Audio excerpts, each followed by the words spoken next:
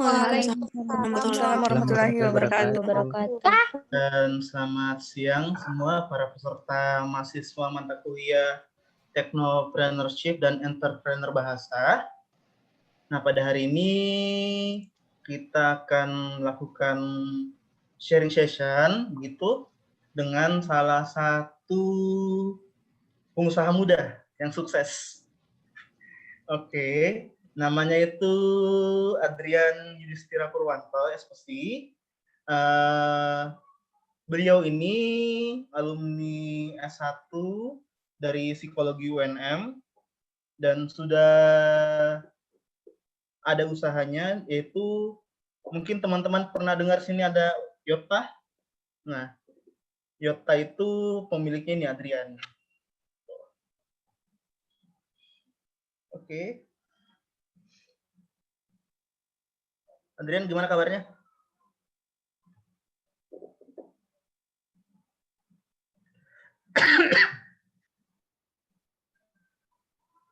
Adrian.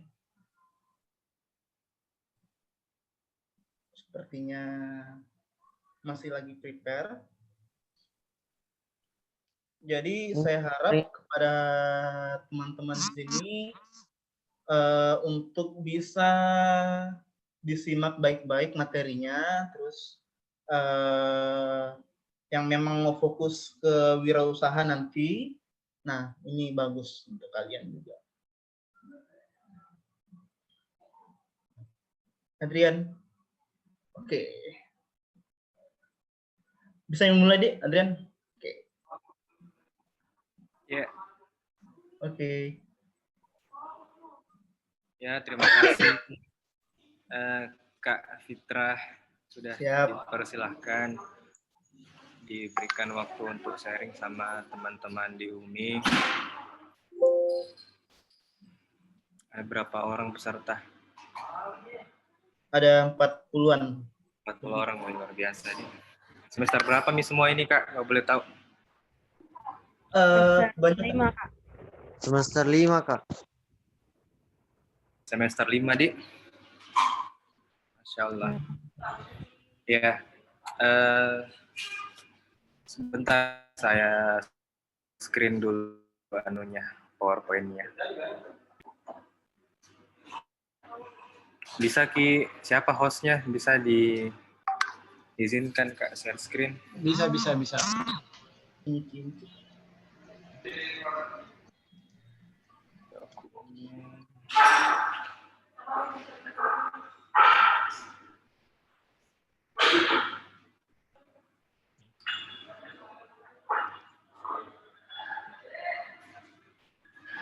Sudah bisa share screen, Kak Fitrah? Sudah, Adrian. Oh ya, siap. Terima kasih. Oke.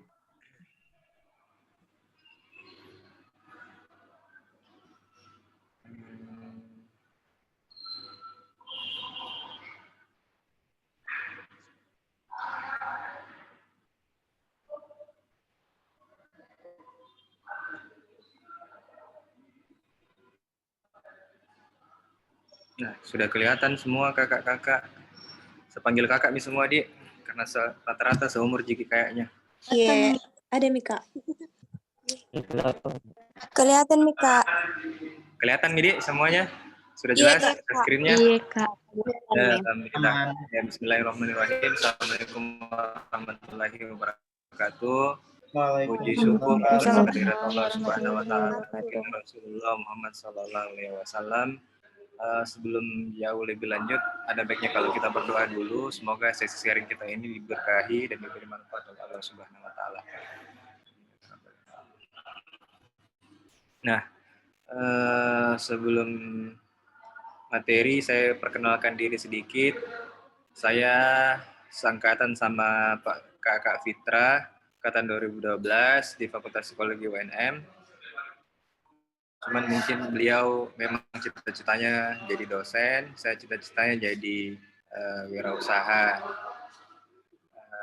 Saya kemarin alhamdulillah cukup aktif juga di organisasi kampus. Sempat menjadi ketua di beberapa organisasi kampus juga, dan itu pengalamannya sangat sangat membantu pada saat kalau kita mau bangun istilahnya organisasi bisnis tak juga nanti. Karena kalau berbisnis, kita juga tidak akan jauh-jauh dari yang namanya organisasi. Terus, saya asal dari Endrekang. Ada yang satu kampung di sini? Orang Endrekang? Iya, yang orangnya mereka. Kak. Ada Kak. Alhamdulillah. Ada. Alhamdulillah. Terus saya tinggal di Sudiang, di Makassar. Sekarang sudah ada satu istri. Oke, lanjut. Ini video tadi tentang video produk Toyota. Siapa tahu ada yang belum tahu apa itu Toyota. Kita tonton dulu.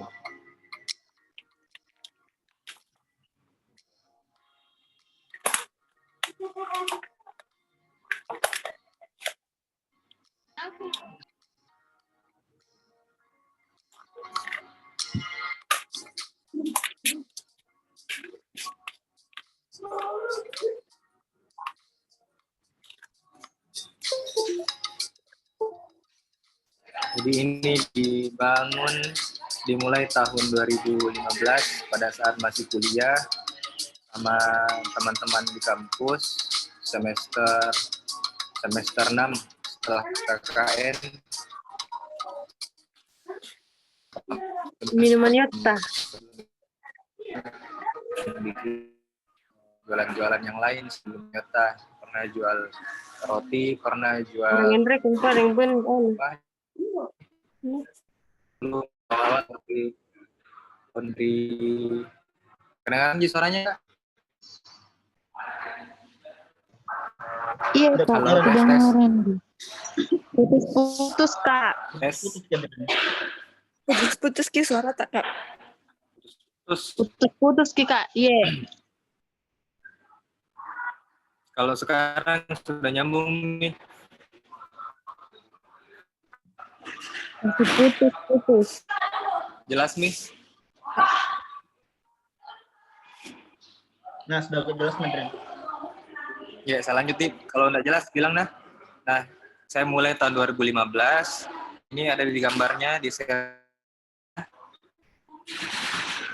screen-nya, gerobakan pertama kali 2015. Kita dapat izin jualan di kampus Fakultas Psikologi UNM, di kantinnya dengan modal sekitar 10 juta dari pinjaman program mahasiswa wirausaha. Jadi mekanismenya kita kasih masuk proposal usaha, nanti seleksi, alhamdulillah dapat kuota 10 juta untuk modal awal, tapi akadnya pinjaman tanpa riba, tanpa bunga, tidak ada penambahan, jadi mesti dikembalikan. Jaminannya ijazaku, jadi sebelum lulus sudah ditahan memang di ijazahku. Jadi kalau misal saya lulus terus belum lunas pinjamannya, ya tidak bisa ambil ijazah belum lulus. Tapi alhamdulillah sudah dibayar semua, dan 2016 lulus, ijazahnya juga langsung diambil. Nah, kali buka outlet dari terus tahun 2018. Kenapa? Karena kalau jualan di kampus agak terbatas, terus mahasiswanya itu 4 bulan libur, dan kita tidak ada pemasukan sama sekali, makanya inisiatif untuk bagaimana bikin konsep di luar dari kampus. 2018.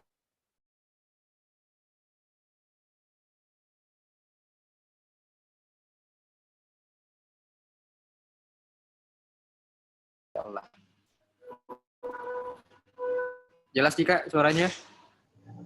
Putus sih Kak. Putus ki Kak. Hilang Kak. Oke, lanjut. Yang hilang bukan sinyal yang hilang. Sinyalku juga kayaknya Kak. Jelas jika. Oke, lanjut Adrian. Oke, lanjut. Jelas nih. Cerita lagi sedikit sebelum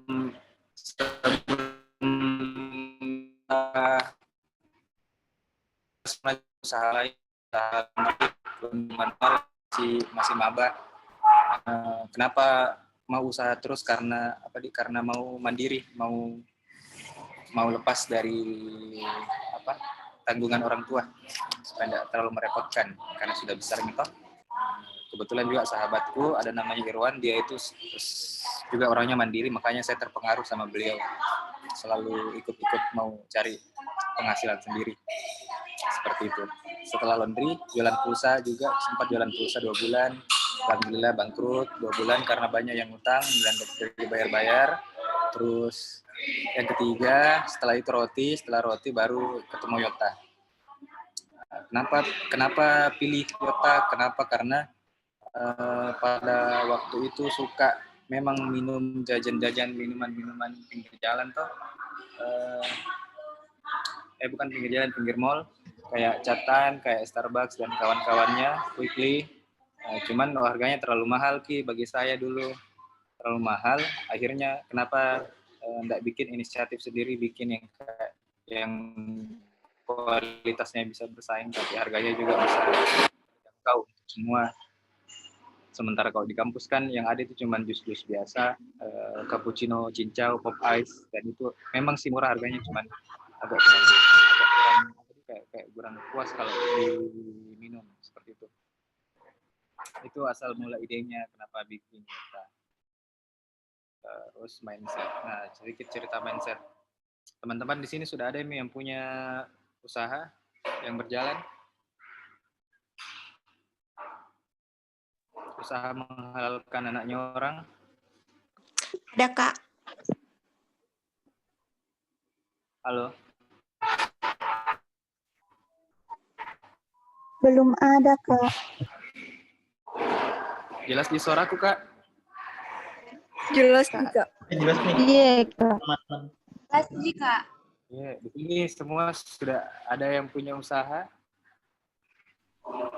Belum. Tidak ada, Kak. Sementara berjalan. Belum Belum juga. ada. Tidak ada juga, Kak. Tidak ada juga niat. Oh, belum ada. Alhamdulillah kalau sudah ada niat. Oke. Cerita sedikit tentang mindset dari pengalaman kemarin.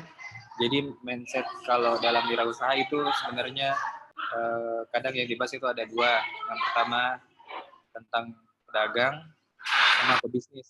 Nah, pertanyaannya apa bedanya pedagang sama pebisnis? Nah, kalau pengalaman saya pribadi sharing, pedagang itu kalau misalnya kita mau jualan tapi tidak punya visi jangka panjangnya, mungkin kalau jualannya tujuannya itu mungkin untuk hanya menghidupi sehari-hari, tidak ada mungkin visi jangka panjang kayak misalnya mau mungkin punya karyawan berapa, mau punya outlet berapa, mau memberdayakan berapa orang dan sebagainya. Jadi kalau pebisnis dia punya visi ke depan, misalnya 5 tahun ke depan saya mau misal punya omset berapa, punya karyawan berapa, punya outlet berapa dan sebagainya. Jadi itu mungkin visi mindsetnya yang paling mendasar yang perlu teman-teman bedakan. Jadi tidak apa-apa mungkin sekarang kita kalau mau mulai usaha dari kecil-kecilan dulu, nanti dari hasilnya kita tabung sedikit-sedikit, nanti besar sedikit-sedikit. Tapi yang paling penting harus punya visinya dulu. Karena kalau kita tidak punya visinya mau seperti apa 1 tahun, 2 tahun, 3 tahun, bahkan 5 tahun ke depan, agak susah kayaknya untuk berkembang karena tidak ada perencanaan awalnya. Nah itu mungkin sedikit sharing. Nanti kalau ada pertanyaan di sesi tanya jawab sekalian, bisa cepat. Oke, apa sih itu wirausaha? Jadi wirausaha itu adalah commercial profitable enterprise yang bekerja tanpa owner. Jadi menurutnya Brad Sugar, saya kutip dari Brad Sugar, jadi bisnis itu adalah organisasi komersil yang bekerja tanpa kehadiran owner di situ, pemiliknya. Jadi meskipun bisnisnya tidak ada ownernya di situ, dia tetap bisa berjalan, bisa tetap menghasilkan profit.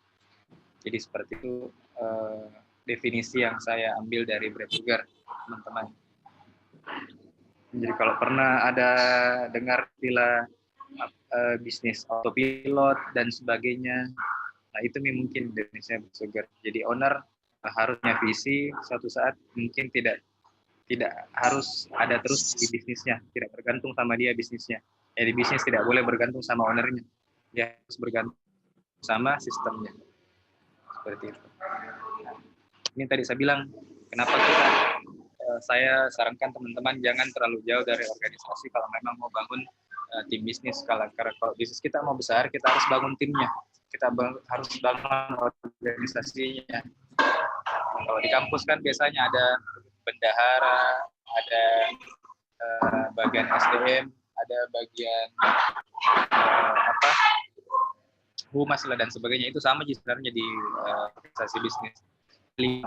Marketing, operasional, finance, HRD, juga sales. Nah, sekarang Yota alhamdulillah sudah sukses seperti ini. Sudah ada kurang lebih 110 orang sekarang di Yota. Divisinya masih 5.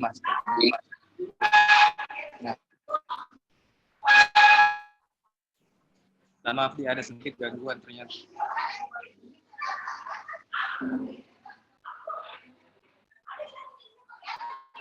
Nah, ini saya sharing sedikit tips sama teman-teman yang mungkin baru mau mulai usaha.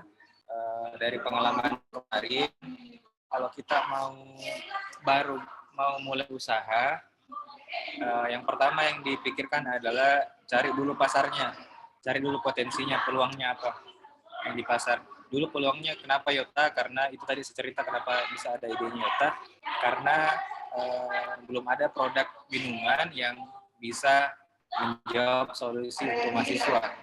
Harganya terjangkau tapi enak juga rasanya, seperti selera. Nah, kalau kita mau juga gampang cari peluang, mungkin kalau teman-teman pernah jalan-jalan keluar kota, misalnya ke Bandung atau ke Surabaya, terus kita lihat di sana mungkin ada produk yang lagi hits, baik itu mungkin fashion atau makanan, itu bisa kita pelajari secara otodidak. Banyak itu cara bikin makanan dan sebagainya, lalu kita coba jual di kota Makassar, di Makassar sendiri. Jadi seperti itu, kita bisa cari inspirasi dari luar untuk dibawa ke tempat tinggal tak. Itu salah satu peluang, cara gampang cari peluang. Nah, ini kalau kerangka berpikirnya seperti ini. Kalau mau cari peluang, yang pertama cari dulu apa masalahnya. Jadi kayak kita bikin skripsi, cari latar belakang masalahnya dulu apa, terus siapa yang mengalami masalah tersebut. Setelah kita tahu apa masalahnya dan siapa yang mengalami, maksudnya siapa yang mengalami itu, siapa yang akan kita jawab solusinya nanti. Nah, yang ketiga, kita cari solusi apa yang bisa kita berikan terhadap masalah yang kita dapat, sama siapa yang mengalami masalah itu. Nah, ini sebenarnya 3 pertanyaan singkat kalau kita membangun perencanaan bisnis awal. Nah, syaratnya kita harus memberikan solusi terhadap apa masalahnya orang, seperti itu. Dan kita juga harus petakan siapa yang mengalami masalah itu, karena tidak akan semua orang mengalami masalah yang sama. Seperti itu. Next, yang kedua, setelah dapat peluang, setelah dapat mau jual apa, terus kita uji ngangenin dulu. Kita sudah dapat kebutuhan pasar apa tadi, dapat peluang, kita uji ngangenin. Misalnya kita mau jualan minuman seperti Yota, kita harus riset dulu rasanya sudah diterima sama pasar atau belum. Caranya gampang sekali, Ji. Kita tinggal kasih tes ke orang, minta kritik dan sarannya, apa yang perlu dibangun lagi. Nah, setelah itu kita rapikan lagi resepnya dari kritik itu. Besoknya kita rapikan orang itu suka sama produk tak, seperti itu. Misal juga kalau baju, kalau celana kan bisa dikasih kasih pegang kainnya atau bagaimanakah dia ukurannya. Kayak misalnya MJH Makassar Jeans House, dia itu kelebihannya gratis permak seumur hidup. Jadi seperti itu. Uji ngangenin, minimal 30 orang kita seser, minta kritik sarannya, baru kita launching produknya. Sampai sekarang Yota pun masih lakukan ini ketika mau launching menu baru atau varian baru. Kita tester dulu ke member kah atau ke teman-teman dekat. Kalau sudah semua suka, baru kita launching. Oke, setelah produknya bikin kangen, bikin merek yang top. Merek yang top itu maksudnya yang tidak terlalu ribet, jangan hindari kalau bisa nama orang, yang singkat, padat, dan jelas, dan bisa mewakili produk tak. Nah, seperti itu mungkin kriteria merek yang baik. 4. Bikin kemasan yang menarik. Nah, kemasan juga penting, teman-teman. Kakak sekalian. Kemasan yang menarik itu akan jadi pembedanya produk tak dengan yang lain ketika pertama kali dilihat orang. Nah, kalau di Yota sendiri, kemasannya sebenarnya ada 2. Kemasan gelasnya sendiri sama kemasan outletnya. Outlet juga bisa dibilang kemasan. Karena itu tampilan yang pertama kali dilihat orang supaya bisa masuk ke dalam. Nah, kalau orang lihat itu kotor, orang lihat itu tidak dipandang, maka orang mungkin tidak akan mau masuk ke dalam. Seperti itu. Dan kemasannya pun menarik. Kalau kemasannya menarik, orang pertama misalnya kita kritik di Alfamart itu banyak situ. Siapa yang paling menarik kemasannya, itu yang akan saya jadi pertama kali kita ambil. Itu yang menentukan. Jadi kemasan itu menentukan dan pertanyaan ada produk. Nanti uji ngangenin itu menentukan apakah konsumen mau loyal sama kita kalau dia suka. Nah, yang kelima, setelah dapat kemasan yang menarik, kita pikirkan saluran distribusi dan promosinya. Saluran distribusi itu kita mau jual di mana, dan promosinya kita mau promosi via apa. Kalau sekarang kan ada mie Instagram, ada mie online, ada mie offline juga. Offline kan sebar-sebar brosur dan sebagainya. Ini semua tergantung dari siapa yang kita jawab tadi 3 pertanyaan, siapa yang mengalami problem dari solusi yang kita tawarkan. Kalau misalnya mahasiswa, berarti kenapa saya jualannya pertama kali di kampus, kantin Fakultas Psikologi, karena memang sasarannya mahasiswa, saluran distribusinya, makanya kita jualannya di kampus. Supaya kalau kita iklan, orang langsung gampang temukan produknya. Karena percuma juga kita iklan ke seluruh Indonesia. Misalnya saya iklan, tapi bagaimana caranya orang mau beli, karena susah untuk didapatkan. Seperti itu. Oke. Yang terakhir, setelah tahu saluran distribusi dan promosinya, kita sebar virus, bukan virus corona ya, bukan HIV, bukan yang negatif. Nah, jadi sebar virusnya itu contoh konkretnya endorse akun-akun selebgram yang bisa cepat viral. Seperti itu. Contoh kemarin kalau Yota pakai jasanya Tuming Abu misalnya. Ya. Oke, supaya langsung cepat orang aware atau tahu tentang apa brand apa produk seperti itu. Nah, itu tadi tips dan saran buat teman-teman yang baru mau mulai usaha. Ada 6 tips tadi, nanti kalau formatnya saya kirimkan. Nah, yang terakhir, ini yang paling penting juga teman-teman, tentang mindset. Kenapa usaha selalu dulu alasan terkuatnya kenapa mau berwirausaha. Bisa ditulis di list seperti ini. Karena motivasinya orang itu naik turun, dan yang bisa menguatkan motivasi kita itu ya dari internal tak sendiri. Tidak bisa kita gantungkan motivasi kita ke orang lain. Terlalu sulit. Jadi kalau kita motivasinya dari internal itu insya Allah kuat. Karena kalau kita lagi down, kalau saya lagi down, saya selalu lihat di apa-apa list-list visi-visi ke depan yang mau direalisasikan. itu yang selalu bikin kuat lagi, bikin semangat lagi. Contoh ini yang pertama, mau mandiri. Kenapa tadi saya jualan dari kuliah? Karena mau mandiri dari kuliah, jalan-jalan ke luar negeri. Di CV tadi ada sempat jalan-jalan ke Malaysia, ke Kanada, karena itu memang tujuannya gratis, dibiayai sama kampus. Banggakan orang tua, sarjana tukang ibuku sendiri.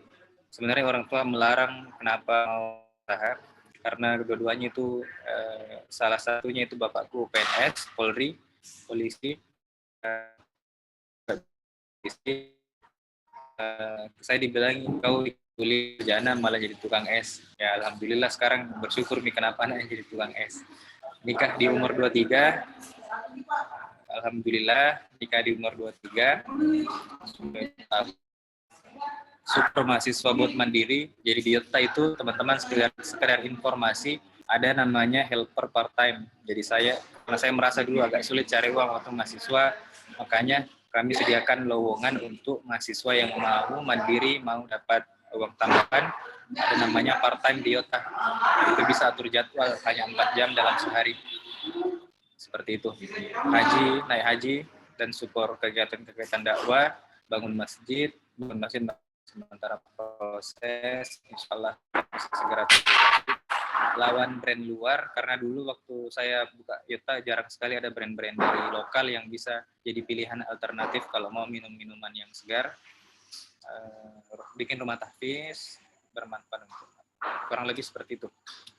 Nah, jangan mau bermimpi seperti ini, harus jadi seperti ini. Oke. Terakhir mungkin yang terakhir, Kak Fitra, kalau ada yang mau diskusikan silakan, lebih bagus kayaknya kalau kita diskusi. Saya kembalikan ke Kak Fitra. Oke, terima kasih Adrian. Nah, silakan buat teman-teman yang mau bertanya, sesi tanya jawabnya dibuka. Tadi sebelumnya Adrian sudah kasih semacam saran-saran ketika kita mau memulai usaha, begitu. Dan juga terakhir ada yang tentang motivasi. Motivasi memang itu perlu sih sebenarnya. Karena tanpa motivasi itu kita tidak bisa jalan buat ke depan begitu. Nah, buat teman-teman di sini ada yang mau bertanya, silakan.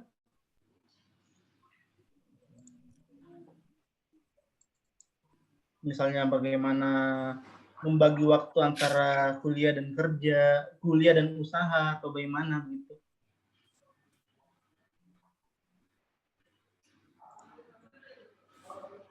Ada?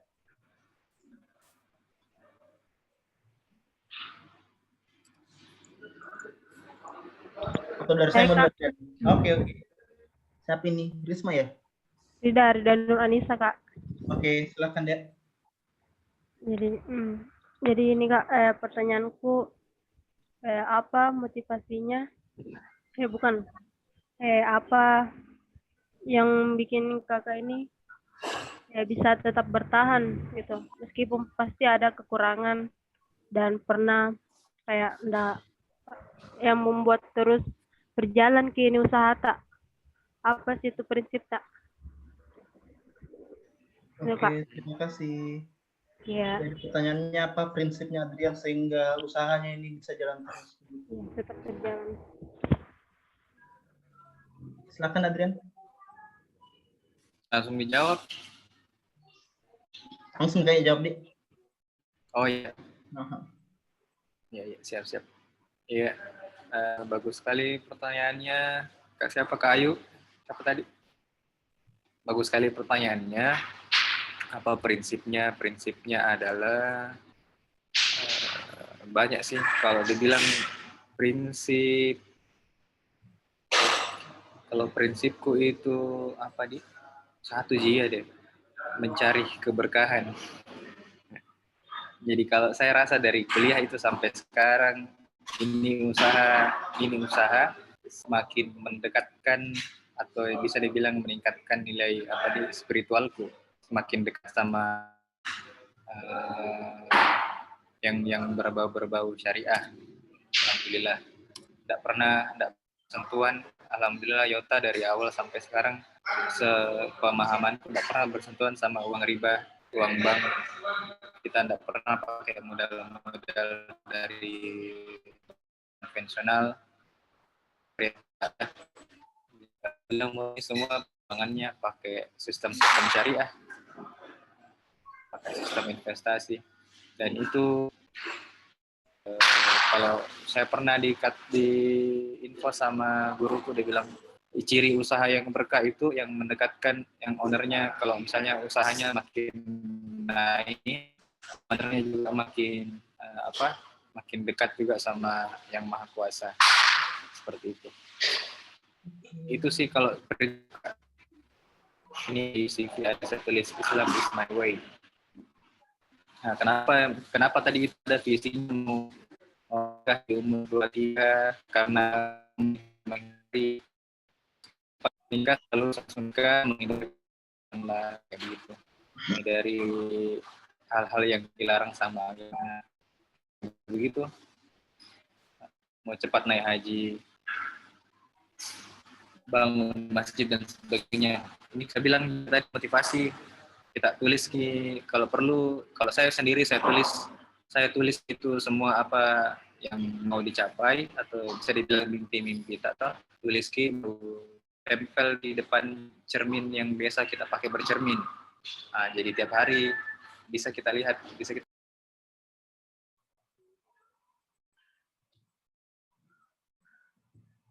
Oh, sepertinya Adrian keluar karena tidak bagus ke jaringannya.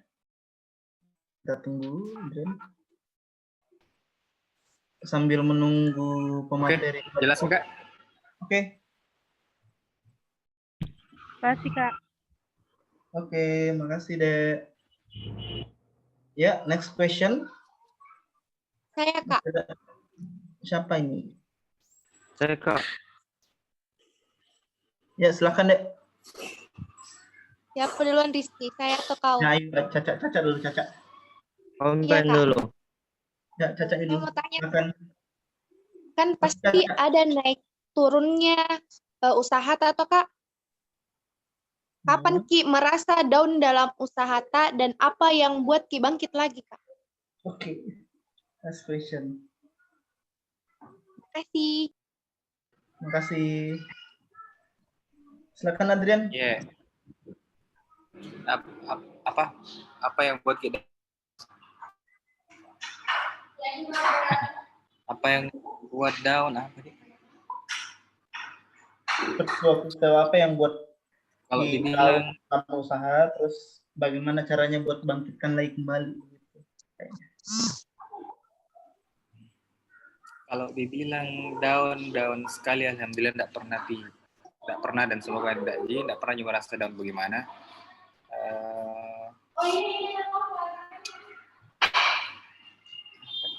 Kalau saya pribadi, saya itu senang kalau ada masalah, jujur. Senang kalau ada masalah karena di balik masalah itu pasti ada solusinya juga. Dan insya Allah setelah masalah itu akan mudah kita lewati. Contohnya setiap fase bisnis itu ada masalahnya. Kalau ada namanya fase baru mulai, nah itu tantangannya bagaimana kita bisa jualan dulu, menjual, cari sales, cari penjualan yang cukup sampai bisa kita pindah ke tahap pengembangan bisnis. Alhamdulillah sekarang kita ada yang di tahap pengembangan, dan itu saya selalu kalau briefing sama teman-teman cari apa masalahnya. Kalau tidak perlu hadir briefing kalau tidak ada masalah. Harus ada masalahnya dibawa, karena kalau ada masalah insya Allah solusinya bisa kita cari sama-sama. Karena kalau tidak ada masalah, tidak ada yang jadi chat, tidak ada yang bisa trigger tiap hari untuk bekerja. Kan kita pekerjaannya sebenarnya menyelesaikan masalah, seperti itu. Jadi jangan menghindar dari yang namanya masalah. Kalau di psikologi lebih senang sebutnya bukan masalah, ya tantangan. Selalu cari apa tantangannya lagi, apalagi tantangannya, supaya itu yang bisa bikin kita berkembang. Kalau di Yota sendiri, customer selalu ditanya apalagi kritik sarannya, apalagi masukan-masukannya. Selalu diminta masukannya orang supaya itu jadi acuan untuk bisa mengki diri lagi lebih baik. Seperti itu, Kak. Kalau dibilang apa yang bikin bangkit, apa ya? Nggak tahu, mungkin ini dibilang passion. Saya selalu dari dulu, dari awal-awal sebelum Yota istilahnya menghasilkan profit, walaupun nggak profit, tetap kerja ya. Karena senang kurasa bahagia Kak kalau kerja Yota. Pun sekarang ada sebenarnya timnya, tapi kalau mau opening kayak ini, mau opening di Parepare selalu ditemani, karena lain-lain kurasa kalau memang kalau terlalu lepas tangan sama ini, apa mau dikerja pale begitu. Itu mungkin Kak sharingnya, semoga sampai maksudku. Oke, bagaimana Ayu? Iya Kak. Berarti lebih suka kalau ada masalahnya nih Kak, jadi terpacu untuk inovasi lagi. Yes, Ayu. Oke, pertanyaan selanjutnya tadi ada Andi Reski. Oh iya. Baik Kak, terima kasih waktu yang telah diberikan. Jadi pertanyaan itu Kak, seperti yang kita ketahui sekarang, selama berbulan-bulan ini kita tengah dihadapi dengan wabah pandemi, dan feedbacknya itu besar sekali kepada usaha-usaha yang ada. Mungkin dari Kakak Adrian juga merasakan gimana mungkin ada omset penjualan yang menurun dari wabah ini Kak. Nah, pertanyaanku itu Kak, mungkin ada strategi baru atau yang dilaksanakan untuk bagaimana menaikkan kembali produk-produk Yota sehingga lebih banyak lagi masyarakat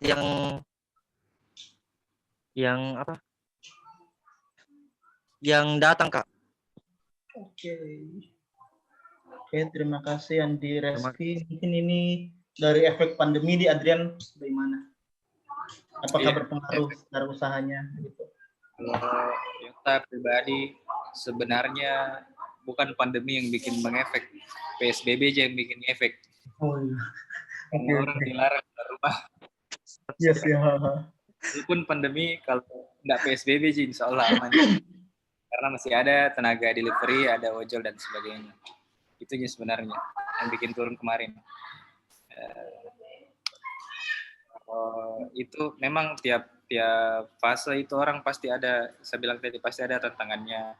Makanya kalau kita sudah punya organisasi, bagus sekali itu sebenarnya kita briefing minimal tiap pekan, tiap Senin. Nah, di briefing itu kita bahas apa tantangannya lagi minggu ini, apa mau kita lakukan, kita cari solusinya sama-sama dan kita kerja. Nah, kalau kemarin kan tantangannya COVID-19. Nah, COVID orang dilarang keluar rumah, jarang orang beraktivitas di luar rumah. Makanya kita bikin strategi layanan delivery ke rumah gratis, terus kita bikin promo di Grab, di GoFood, terus ada juga layanan gratis ongkir malah dikasih ke orang karena orang tidak ada yang datang, seperti itu. Jadi kembali lagi kita cari apa masalahnya, terus kita bikin solusinya. Jadi tidak akan berhenti di produk, tidak. Dan namanya strategi bulanan, strategi mingguan, apa yang mau kita kerja, seperti itu. Nah, itu Tommy, bagusnya kalau ada tim, ada ditemani diskusi, tidak sendiri. Nice. Oke, bagaimana Andi Reski? Siap Kak. Oke. Nah, saya mau bertanya nih Adrian. Dari dulu kan begini, bagaimana caranya Adrian atur waktunya dulu pada saat kuliah dan bisnisnya, Yota begitu. Sedangkan saya tahu dan berdua tahu untuk yang mata kuliah psikologi itu agak berat begitu, toh. Nah, bagaimana caranya Adrian buat bisa seimbangkan antara bisnis dan kuliahnya? Dan Adrian ini cukup cepat juga lulus, 4 tahun pas begitu. mungkin bisa jadi motivasi teman-teman di sini buat bagaimana seimbangkan antara bisnis dan kuliahnya. Ya, kalau masalah atur waktu, dulu waktu masih semester 6, waktu awal-awal kan alhamdulillah timnya berempat, ada 4 orang. Itu ada 3 orang yang beda kelasnya. Jadi kalau ada yang ada kuliahnya, pergi kuliah, ganti-gantian jaga booth di kantin. Seperti itu. Sampai cukup dana untuk ini, bahkan sampai ada bolos, ada sampai manfaatkan 3 kali bolosnya. Saya juga itu 3 kali bolos. Kadang kalau kuliah bertepatan semua, ada dosen di kelas, izin pergi buang air kecil sekalian ini lagi, lihat di jendela ada enggak yang beli atau enggak, gitu ya, cili-cili. Tapi contoh buruk itu ya. Tapi cukup nih dana, bisa nih kita hire karyawan 1 untuk jaga booth, pelan-pelan kita sewa supaya waktunya dapat juga. Nah itu nih kenapa disarankan untuk bangun tim bisnisnya, organisasinya, supaya kita waktunya juga ada, bukan cuma uang yang banyak, tapi waktu juga bisa free. Seperti itu. Jangan sampai usahanya laris tapi waktunya tidak ada waktu untuk keluarga, tidak ada waktu untuk yang lain. Betul. Terus apalagi tadi, kenapa cepat lulus? Ya motivasinya kenapa cepat lulus, supaya memang untuk orang tua ya, jasa orang tua. Terus yang kedua, supaya bisa cepat fokus bangun kerajaannya Yota, bangun bisnisnya Yota. Karena kalau masih ada skripsi tertinggal, tidak bisa fokus sama orang tua. Nah itu mungkin Kak. Kita. Oke. Mungkin dari teman-teman lagi ada yang mau bertanya? Mumpung ada waktu ini dari Adrian.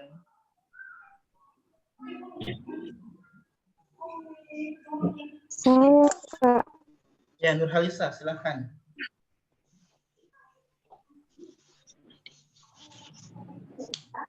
Silakan Nurhalisa. Nurhalisa Fitriani, Kak. Ya, silakan Dek. Nurhalisa. Tadi kalau tidak salah dengar Kak, tadi kita bilang kalau usaha itu tidak bergantung pada ownernya, tapi pada sistemnya. Maksudnya itu Kak, bagaimana?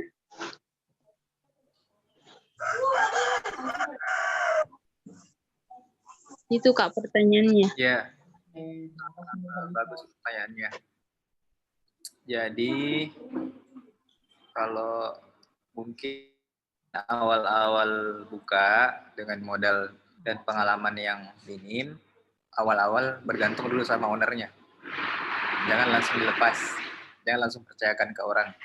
Tapi kalau sudah penjualannya sudah seimbang, sudah bagus, sudah banyak lah istilahnya, bisa pelan-pelan kita delegasikan ke orang yang profesional.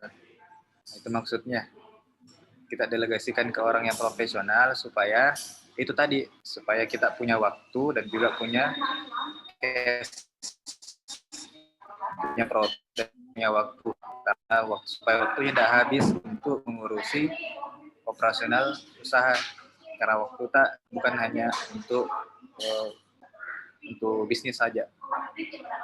Seperti itu, supaya seimbang waktunya, bangun timnya supaya bisnisnya berkembang, hidup juga seimbang untuk waktunya ke keluarga, untuk komunitas, untuk bergaul, untuk apa lagi untuk ibadah dan lain-lain. Seperti itu Kak maksudnya. Jadi ada fasenya Kak. Nanti fase tidak langsung plek jadi diserahkan ke orang. Pelan-pelan dibangun sistemnya. Begitu. Jangka panjang. Oh iya. Terima kasih Kak. Oke, terima kasih Nurhalisa. Iya Kak. Mungkin masih ada yang mau bertanya? Saya Pak. Asmaul Husna, Kak. Oke, Asmaul Husna, silakan Dek.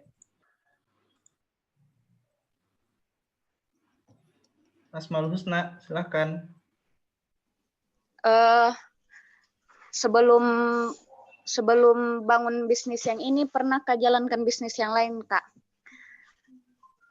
Terus apa yang bikin yakin Ki dengan bisnis tak sekarang sehingga bisa sukses seperti sekarang ini? Oke. Ya, pertanyaannya bagus. Yang pertama tentang apa tadi? Pernah jalankan sebelumnya?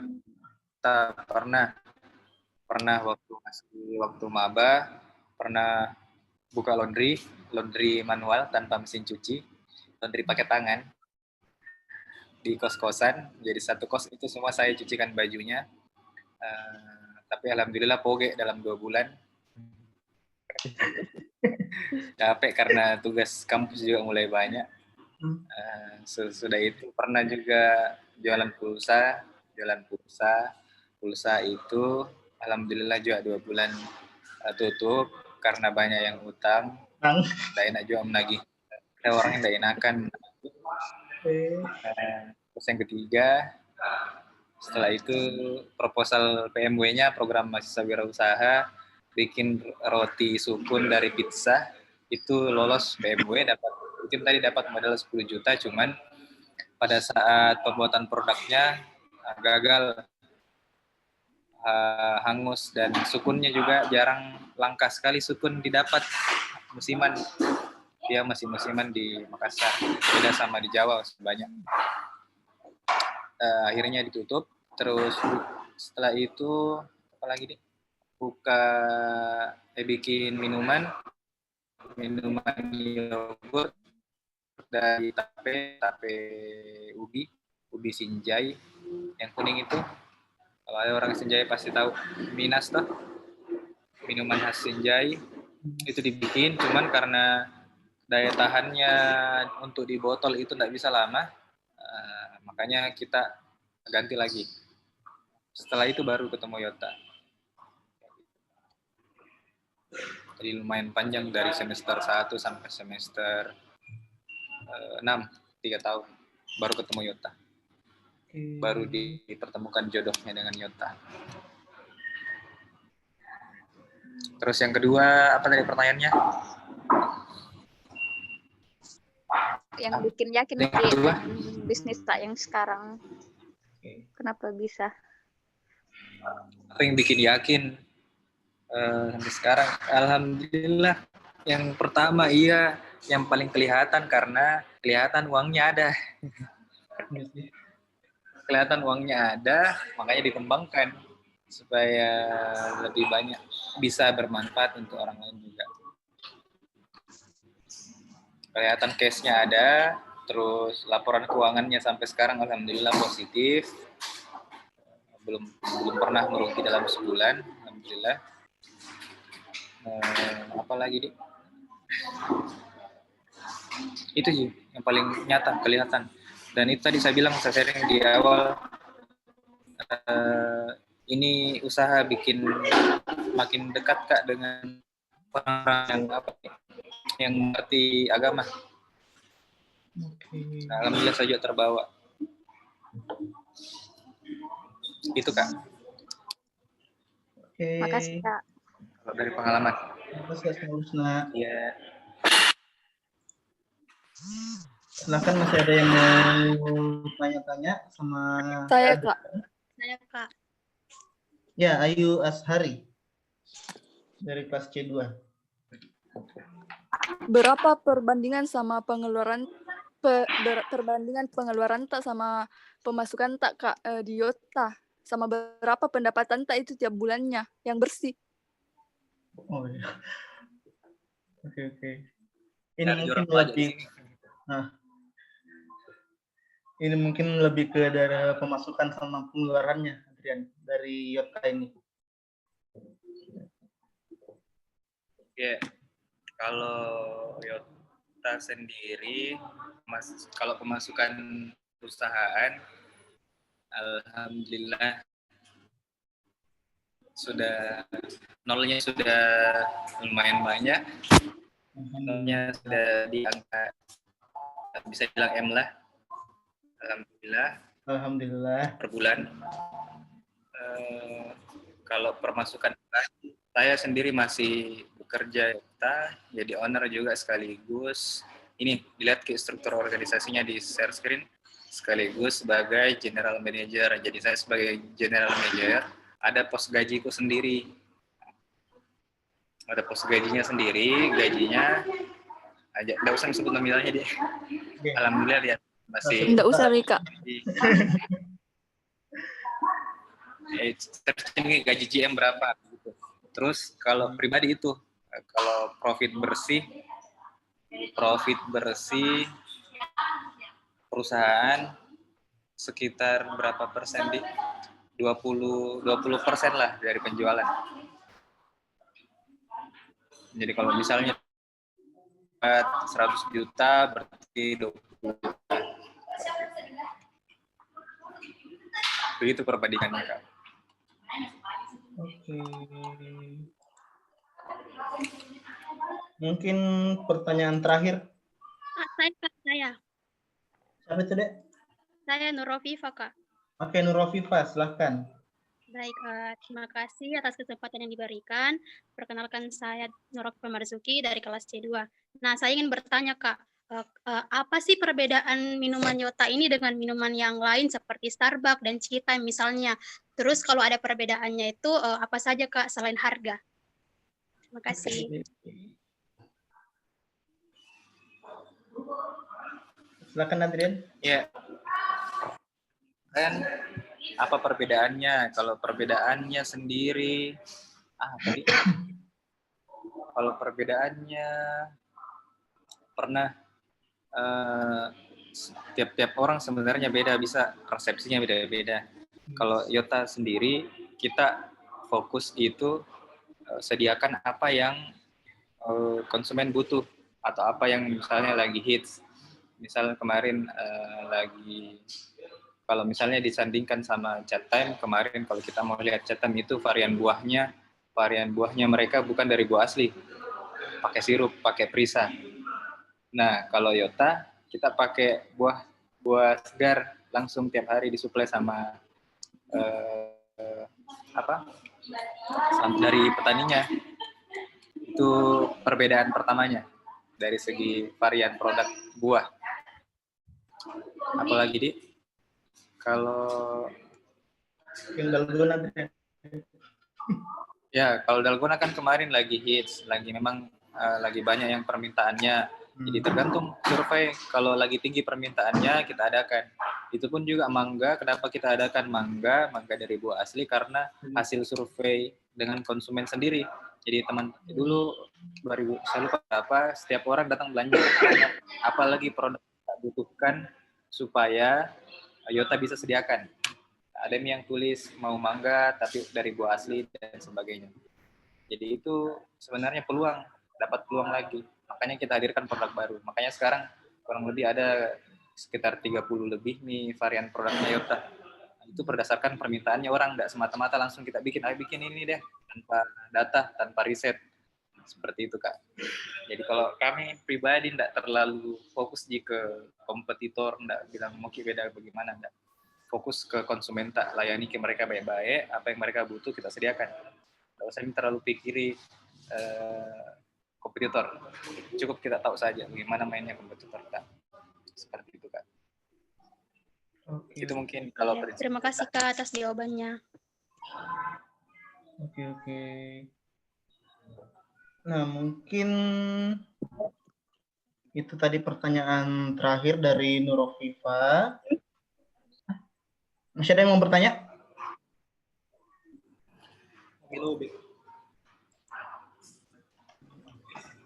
Saya, Kak. Oke, silakan terakhir, Anas. Ya, kan itu, Kak, kalau bangun sebuah bisnis, memilih nama usaha itu harus ada latar belakangnya atau filosofinya. Yota itu, Kak, nama brand dipilih atas apa, Kak? Atau ada latar belakangnya gitu? Oke. Iya. Kalau dari pengalaman, kenapa pilih Yota? Karena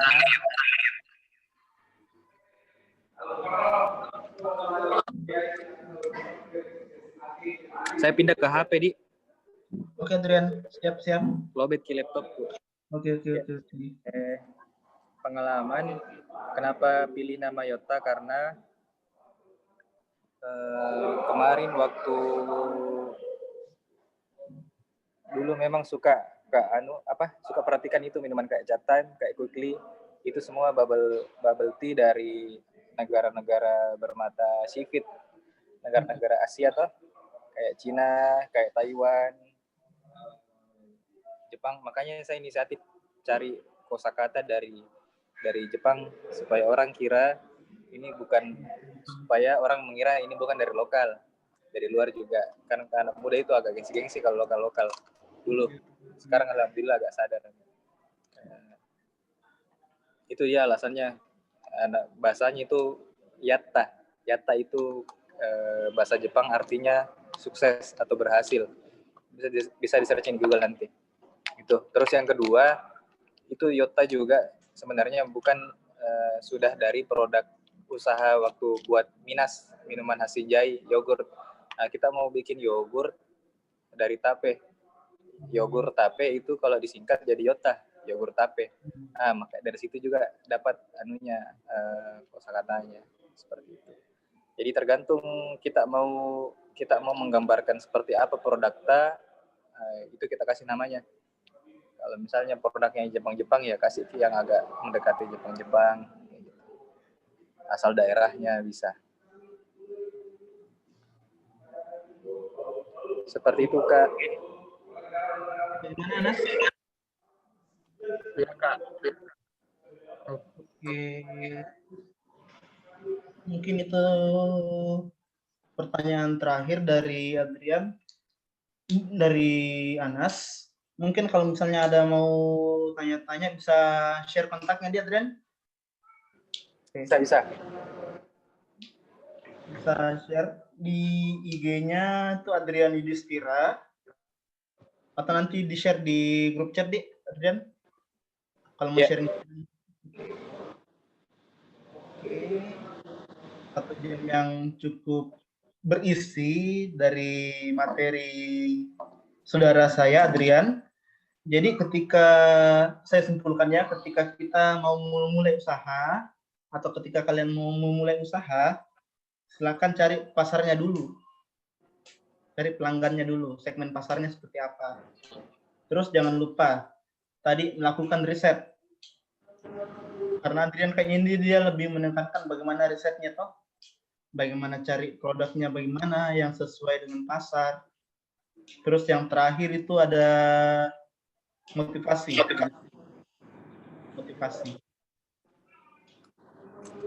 Nah, mungkin Adrian ada kata-kata buat teman-teman di sini supaya termotivasi untuk berwirausaha gitu.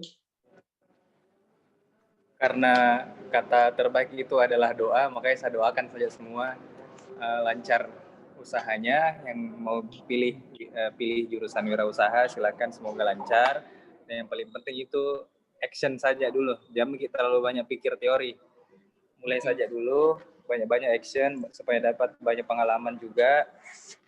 Dan hati-hati kalau pakai uang banyak, jangan langsung dihabiskan, pelan-pelan. Itu jika. Oke, terima kasih saudara saya Adrian atas sharing-sharingnya hari ini. Dan saya kembalikan ke Tarmisi. Oh ya, untuk teman-teman yang ada di kelas C1, B2 dan B3 silahkan absensi. Absensi saya kirimkan di grup WhatsApp ya, silahkan diakses. Saya kembalikan ke Tarmisi, silahkan. Oke, terima kasih Pak Fitra, begitu juga Pak Adrian atas kuliah umumnya ya. Saya rasa seperti itu untuk hari ini. Sangat banyak pertanyaan yang muncul.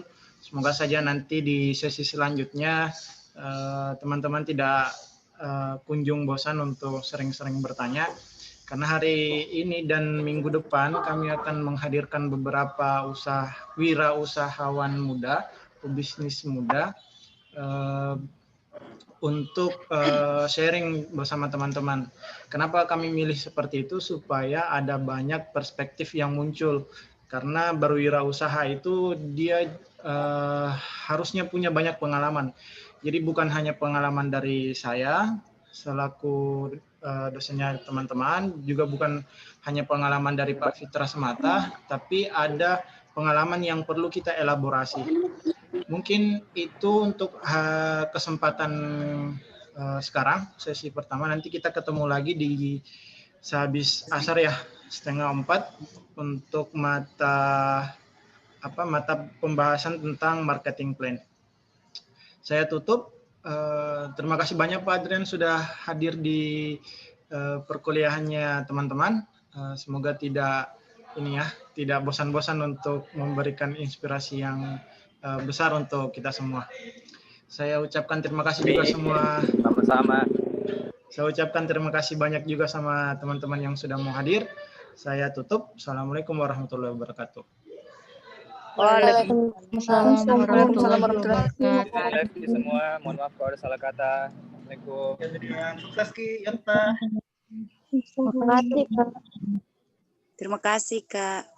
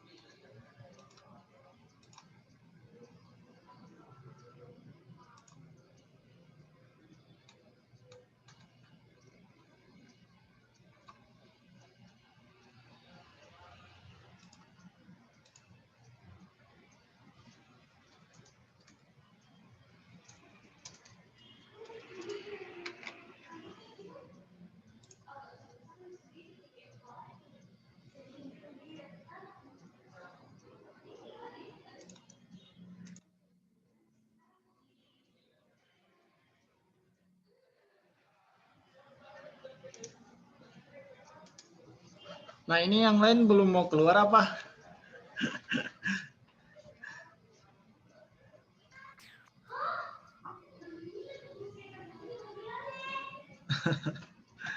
Ya, saya tutup ya.